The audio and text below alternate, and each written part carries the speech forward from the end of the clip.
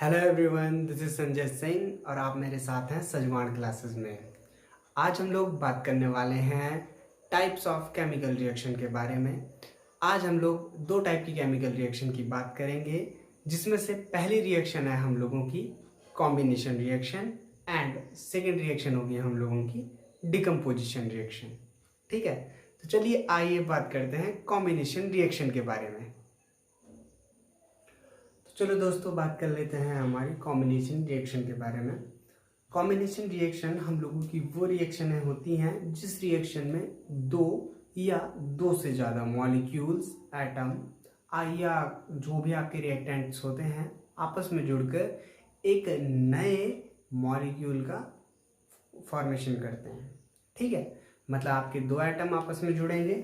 जैसे हमने last time एक रिएक्शन देखी थी, आपका हाइड्रोजन के दो मॉलिक्यूल और हाइड्रोजन का एक मॉलिक्यूल और ऑक्सीजन का एक एटम आपस में जुड़कर एक वाटर मॉलिक्यूल बनाते हैं। ठीक है, तो इस तरीके की रिएक्शनें जो भी होती हैं हम लोगों की कॉम्बिनेशन रिएक्शन कहलाती हैं। ठीक, then those reaction in which two और more reactant combine together to form a new molecule और a new compound is known as combination reaction. ठीक है, चलिए इसकी डेफिनेशन को लिख लेते हैं। तो देखिए, हमारी वो रिएक्शन है जिसमें एक नया प्रोडक्ट बनता है किन्हीं भी दो या दो से ज़्यादा मॉलिक्यूल के आपस में जुड़ने से। आपकी क्या कहलाती है? Combination reaction. ठीक है, तो देखिए हमारे इसे समराइज कर दिया गया है कि द रिएक्शन इन विच, जिसमें क्या होता है कि single molecule is formed by the combination of two और मोर मॉलिक्यूल। ठीक है, इसमें दो या दो से ज़्यादा रिएक्टेंट आपस में रिएक्शन करके एक नया मॉलिक्यूल बनाते हैं, कॉम्बिनेशन रिएक्शन कहलाते हैं। एग्जाम्पल लिखा गया है बर्निंग ऑफ कोल। कोल आपको पता है कार्बन का होता है, दैट कार्बन प्लस बर्निंग हो रही है तो आपका जलना ऑक्सीजन की प्रेजेंस में होता है, ये आप लोगों को पता है। और बर्निंग ऑफ कोल आपका इस तरीके का रिएक्शन हो जाएगा। ठीक है, अब एक खास बात याद रखिएगा कि बर्निंग ऑफ कोल, इसमें आपका एनर्जी रिलीज होता है। Then all combination reaction are exothermic reaction. Exothermic reaction है वो सारी रिएक्शनें होती हैं जिसमें आपका हीट रिलीज होता है। ठीक है, आपका हीट रिलीज होता है, हीट अलग होता है, और हम इसको नेक्स्ट चैप्टर में, नेक्स्ट लेक्चर में डिस्कस कर लेंगे। तब तक आप सिर्फ इतना याद रखिए कि all combination reactions are exothermic reaction. ठीक है, आपका एग्जाम्पल है बर्निंग ऑफ कोल। आप इसे वीडियो पॉज करके नोट कर लीजिए। ठीक, तो चलिए हम बात कर लेते हैं अपनी सेकेंड टाइप ऑफ रिएक्शन की। सेकेंड टाइप ऑफ रिएक्शन है हमारी decomposition reaction.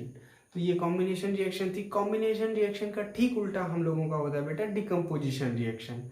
Decomposition reaction means किसी का डिकम्पोज हो जाना, टूट जाना। जैसे आपका कोई ऑर्गेनिक सब्सटेंस, जैसे कोई पेड़ खत्म हो गया, डेड हो गया, डेड पेड़, वो धीरे धीरे क्या होता है कि छोटे छोटे बैक्टीरियाज की हेल्प से डिकम्पोज हो जाता है, टूट जाता है। उसी तरीके से किसी भी एक सिंगल सब्सटेंस का टूटना आपका डिकम्पोजिशन रिएक्शन कहलाता है। मीन्स ये मेरे पास कोई रिएक्शन है जिसको भी मैंने कॉम्बिनेशन में पढ़ा, अगर मैं इसे रिवर्स कर दूं, ठीक है, if I am saying that the carbon dioxide is decompose into carbon and oxygen, then it is known as decomposition reaction. ठीक है, तो हमारी सेकेंड टाइप की रिएक्शन को भी हम लिख लेते हैं डिकम्पोजिशन रिएक्शन। आप इसे वीडियो पॉज करके नोट कर लीजिए अगर अभी तक नहीं किया तो। चलिए, अभी हमने बात की कि जो हमारी all combination reactions are exothermic reaction, सारी की सारी क्या होती हैं? Exothermic reaction. सभी में हीट इवॉल्व होती है। ठीक है, किसी भी कॉम्बिनेशन रिएक्शन में हीट बाहर निकलती है। तो अब हम बात कर लेते हैं हमारी डिकम्पोजिशन रिएक्शन की, जिनके बारे में हमने बोला कि these are the reaction in which a single reactant break down into two और मोर सिंपलर सब्सटेंसेस। ठीक है, आपकी वो रिएक्शन है जिसमें एक सिंगल मॉलिक्यूल, सिंगल रिएक्टेंट दो या दो से ज्यादा सिंपलर सब्सटेंस में टूट जाता है। आपका क्या कहलाता है? Decomposition reaction. इसका एग्जाम्पल है हीटिंग ऑफ लाइमस्टोन। लाइमस्टोन को जब आप हीट करते हैं तो हीटिंग ऑफ लाइमस्टोन आपका ये क्या हो जाता है क्या हो जाता है? दो या दो से ज्यादा सिंपलर सब्सटेंस में टूट। आपका लाइमस्टोन होता है CaCO3। ठीक है। जब आप CaCO3 को हीट अप करेंगे और हीट अप करते हैं, जब इसे हम एनर्जी देते हैं तो ये टूट जाता है CaO प्लस CO2। आपका ये लाइमस्टोन होता है और ये टूटता है कार्बन डाइऑक्साइड और क्विकलाइन में, ठीक है, क्विकलाइन, और ये तो आपको पता है कार्बन डाइऑक्साइड, ठीक है। अब आप लोग एक बार वीडियो पॉज करके इस डेफिनेशन को नोट कर लीजिए, ठीक है। तब तक हम डिस्कस करते हैं कि आपका जो डिकम्पोजिशन रिएक्शन है ये हीट के थ्रू हुआ। तो बेटा ऐसी कोई भी डिकम्पोजिशन रिएक्शन जो हीट के थ्रू होती है, ये पर्टिकुलर हीट वाली रिएक्शन है, ये आपकी कहलाती हैं थर्मोलाइसिस। हीट से होने वाली रिएक्शन क्या कहलाती है आपकी? थर्मोलाइसिस, ठीक। और इसके अलावा आपकी दो तरीके की और होती है डिकम्पोजिशन रिएक्शन है। एक जो लाइट के थ्रू होगी, ठीक है, जिसपे आपने सनलाइट आई और सनलाइट आने के बाद वो डिकम्पोजिशन शुरू हो गया, then these are known as photolysis. और एक लास्ट जो हमारा इलेक्ट्रिसिटी के थ्रू होता है, then these are known as electrolysis. तो आपकी तीन तरीके की डिकम्पोजिशन हो गई। एक जो आपके हीट के थ्रू हुई, these are known as thermolysis. दूसरा जो आपका सनलाइट के थ्रू हुआ, वो आपका कहलाता है फोटोलाइसिस। एंड तीसरा जो आपका इलेक्ट्रिसिटी के थ्रू हुआ, these are known as electrolysis. Clear? तो चलिए थर्मोलाइसिस, फोटोलाइसिस और इलेक्ट्रोलाइसिस के एक एक एग्जाम्पल आपको देते हैं। आप इसे पॉज करके तब तक नोट कर लीजिए।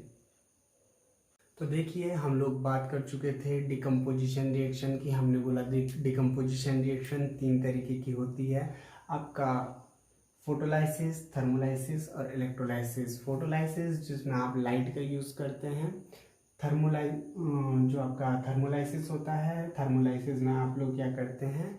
हीट का यूज़ करते हैं। And last is electrolysis. Electrolysis में हम क्या करते हैं?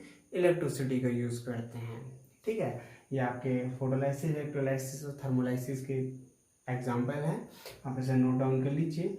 एंड हमने इससे पहले कॉम्बिनेशन रिएक्शन के बारे में पढ़ा था, that all combination reactions are exothermic reaction. अब एक्सोथर्मिक जो हीट रिलीज करते हैं, इसका ठीक उल्टी होती हैं आपकी डिकम्पोजिशन रिएक्शन है। Then all decomposition reactions are endothermic. Endothermic means जो हीट को एब्जॉर्ब करती हैं।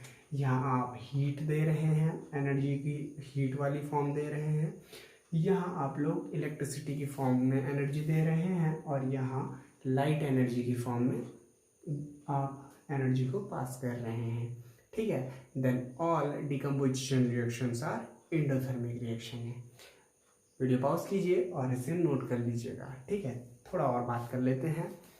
हमने अभी तक डिकम्पोजिशन और कॉम्बिनेशन दो तरीके की रिएक्शनें पढ़ ली, और इनके अंदर ही हमने काफ़ी कुछ पढ़ लिया है। इसके अलावा आपने एक और चीज़ सीखी, that is endothermic and exothermic reaction. Endothermic वो सारी रिएक्शनें होती हैं जिसमें हीट एब्जॉर्ब होती है, एंड एक्सोथर्मिक वो सारी रिएक्शन है जिसमें हीट इवॉल्व होती है। हम पढ़ चुके हैं कि that all combination reactions are exothermic and all decomposition reactions are endothermic. इसके बाद हमारी बची हुई कुछ और केमिकल रिएक्शन हैं जो हम नेक्स्ट लेक्चर में डिस्कस करेंगे, ठीक है। नेक्स्ट लेक्चर में हम बात करने वाले हैं आपका reduction, oxidation, displacement and double displacement. हमारी चार और रिएक्शनें होती हैं जो काफ़ी इंपॉर्टेंट है और आपकी पूछी जाती हैं, ठीक। तब तक आप अच्छे से रहिए, पढ़ते रहिए। कोई कन्फ्यूज़न हो तो आप हमें कमेंट में ज़रूर बताइएगा, हम उम्मीद करते हैं हम उनका ज़रूर आंसर देंगे, ठीक है। तब तक के लिए बाय बाय।